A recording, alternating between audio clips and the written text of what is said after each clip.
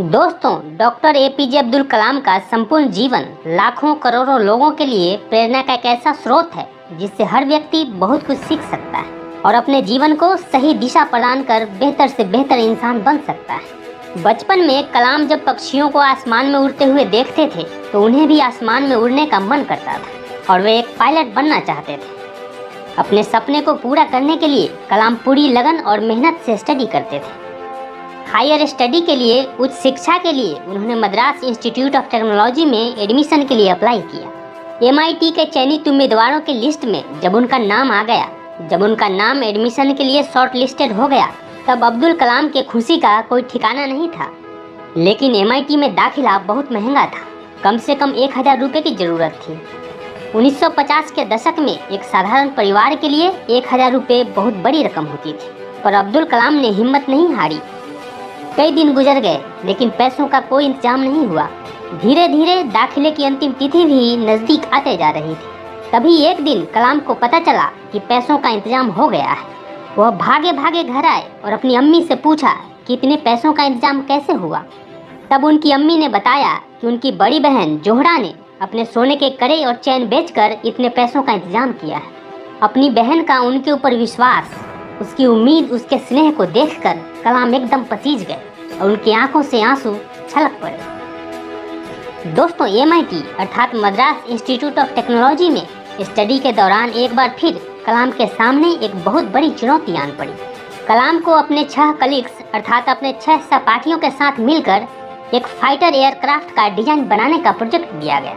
कलाम साथियों के साथ उस प्रोजेक्ट पर काम करने में लगे हुए थे। तभी अचानक प्रोफेसर श्रीनिवासन रिव्यू करने के लिए पहुंच गए।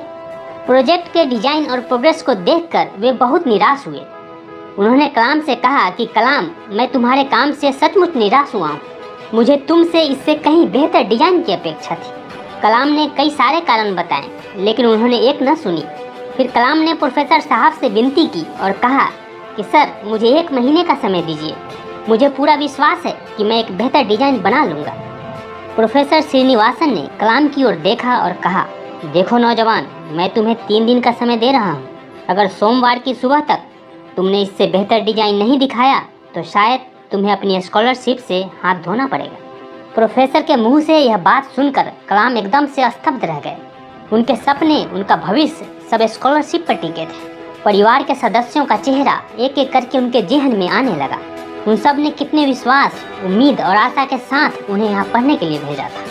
कलाम हिम्मत के साथ डटकर अपने काम में जुट गए। उस रात बिना डिनर किए पूरी रात अपने साथियों के साथ काम में लगे रहे। अपनी पलकें तक नहीं झपकाई। अगली सुबह बस 1 घंटे आराम किया, मुंह में जरा सा कुछ डाला और फिर से उस काम में जुट गए। रविवार की सुबह जब वे उस काम को कंप्लीट करने जा रहे थे, तभी अचानक उनके कंधे पर किसी ने हाथ रखा। कलाम ने पीछे मुड़कर देखा तो प्रोफेसर श्रीनिवासन खड़े थे। प्रोफेसर श्रीनिवासन एयरक्राफ्ट के डिजाइन को देखकर बहुत खुश हुए। उन्होंने कलाम की पीठ थपथपाई और अपने गले से लगा लिया। प्रोफेसर श्रीनिवासन कलाम को अपने घर ले गए और मद्रास की स्पेशल कॉफ़ी पिलाई। फिर कलाम से बोले, मैं जानता था कि काम पूरा करने के लिए बहुत कम समय देकर मैंने तुम पर दबाव डाला, लेकिन मैंने ये उम्मीद नहीं किया था कि तुम इतना बढ़िया काम कर दिखाओगे। You have done a great job. दोस्तों, हर एक इंसान की ज़िंदगी में मुश्किलें आती है, कठिनाइयाँ व चुनौतियाँ आती है।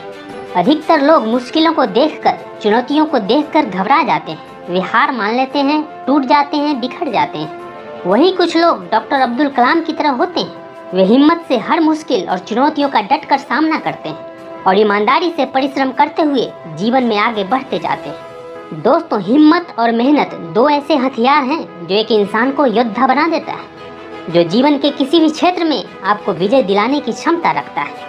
कहते हैं कि मेहनत की स्याही से जो लिखते हैं अपने इरादों को, उनके मुकद्दर के पन्ने कभी कोरे नहीं हुआ करते।